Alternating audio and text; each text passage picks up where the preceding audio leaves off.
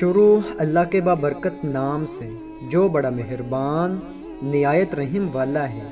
عادل شادی کر کے اپنی بیوی کو اپنے بوڑھے باپ کی خدمت کے لیے چھوڑ کر دبئی چلا گیا۔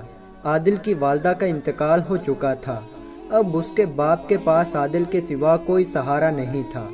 عادل بھی اپنے باپ سے بہت پیار کرتا تھا، اس لیے اپنی جوان بیوی کو خدمت کے لیے چھوڑ رکھا تھا، ورنہ وہ چاہتا تو اسے اپنے ساتھ لے جا سکتا تھا۔ عادل کی بیوی کا نام صنم تھا اور وہ ایک خوبصورت اور پڑھی لکھی لڑکی تھی۔ عادل اور صنم یونیورسٹی میں اکٹھے پڑھتے تھے، ادھر ہی ان کی آپس میں جان پہچان ہو گئی تھی۔ پھر والدین کی مشاورت کے ساتھ ان دونوں کی شادی ہو گئی۔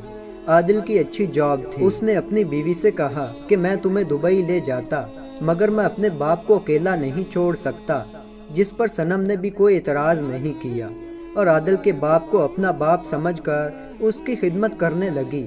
صنم نے ہمیشہ سسر کو اپنے باپ کی مانند سمجھا اور ایک بیٹی کی طرح اس کی دل و جان سے خدمت کی، لیکن وہ نہیں جانتی تھی کہ اس 60 سالہ بوڑھے کی نیت کیا ہے۔ دراصل عادل کا باپ ایک شرابی تھا اور وہ اکثر شراب پی کر بہک جاتا تھا۔ صنم نے کافی بار عادل کو بتایا کہ ابا جان کو منع کریں، کیونکہ شراب پینے کے بعد ان کو کوئی ہوش نہیں رہتا۔ عادل نے بھی کئی بار اپنے باپ کو سمجھانے کی کوشش کی، مگر وہ اپنی عادت سے باز نہ آتا۔ ایک دن ایسا ہوا کہ عادل کا باپ شراب پی کر بہک گیا اور صنم کو گالیاں دینے لگا۔ صنم نے بہت کوشش کی کہ کسی طرح سسر کا نشہ اترے اور اسے ہوش آئے، لیکن پوری رات وہ اسے برا بھلا کہتا رہا اور وہ چپ چاپ سنتی رہی۔ اگلے دن جب سسر کو ہوش آیا تو صنم نے اپنے سسر کو سمجھایا کہ ابا جی اب باپ بوڑھے ہو چکے ہیں، اپنے گناہوں سے توبہ کریں اور اپنی آخرت کی تیاری کریں۔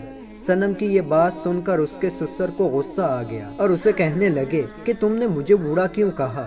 اب میں تم کو بتاؤں گا کہ میں بوڑھا ہوں یا جوان۔ صنم اس کی بات سن کر رونے لگی اور اس نے عادل کو کال پہ ساری بات بتا دی۔ عادل نے کہا تم پریشان نہ ہو، 2-3 دن تک پاکستان آ جاتا ہوں۔ لیکن عادل کو کیا خبر تھی کہ اس کا باپ 2-3 دن تک کیا کرنے والا ہے۔ اگلی رات عادل کے باپ نے پھر شراب پی اور اپنے ہوش کھو بیٹھا، اور پھر وہی ہوا جس کا ڈر تھا۔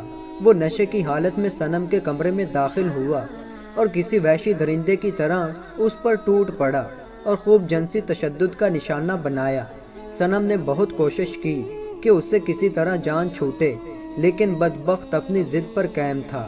اسی دوران اس کے ہاتھ میں کوئی چیز آئی اور سسر کے سر پر دے ماری، لگتے ہی وہ بیڈ سے گر گیا اور چند لمحوں میں ہی اس کی موت ہو گئی، اور محلے میں شور شرابہ ہو گیا اور پولیس آ گئی اور صنم کو تھانے لے گئی۔